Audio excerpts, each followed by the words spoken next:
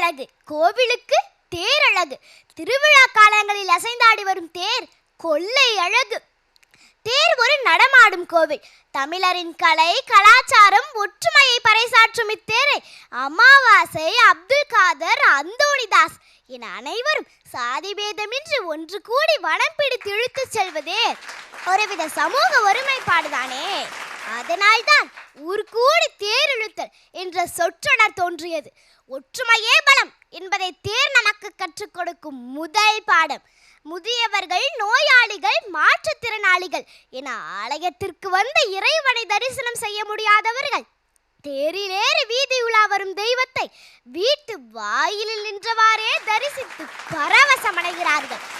பக்தர்களின் துன்பத்தை போக்க இறைவன் வீட்டிற்கே வந்து அருள் புரிவார் என்ற இறை நம்பிக்கையை நமக்குள் துளிர்விட செய்கிறது இந்த தேரோட்ட நிகழ்வு. நம் ஆன்மீக வரலாற்று வீதிகளில் பல நூற்றாண்டுகளாகவே சில அழகிய தேர்கள் ஆனந்தமாக உலா வருகின்றன. அழகு என்றாலே நம் நினைவிற்கு முதலில் வருவது ஆசியாவிலேயே மிக பெரிய தேரான திருவாரூர் ஆழித்தேர்தானே.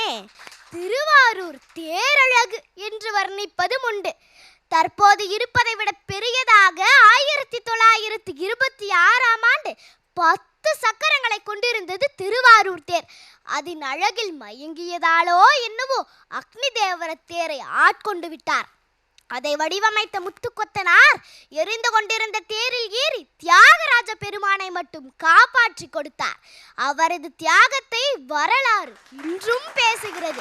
3000 ரூபாய்க்கு வாங்கிய மிதிவண்டியில் கீறல் ஏற்பட்டாலே பதறும் இக்காலத்தில் திருவாரூர் தேர் திரும்புவதற்கு இடைஞ்சலாக இருக்கும் என்று தனது 3.5 கோடி ரூபாய் வீட்டின் ஒரு மூலையை இடித்து தேருக்கு வழி கொடுத்திருக்கிறார் ஒரு செல்வந்தர். பேருக்காக தியாகம் செய்தவர்கள் மத்தியில் தேருக்காக தியாகம் செய்தவர்களும் உண்டு. தேரின் பெருமைகள் தான் எத்துணை எத்துணை.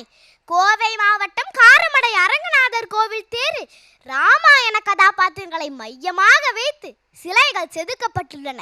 காலத்தால் அழியாத பொக்கிஷங்களை தன்னில் அடக்கியுள்ள பெருமை தேருக்கே சொந்தம். மருது பாண்டியர்கள் தலைமையில் காளையார் கோவில் தேரை வடிவமைத்த சிற்பி குப்பமுத்து ஆசாரியை கண்டிப்பாக நினைவு கூற வேண்டிய தருணம் இது.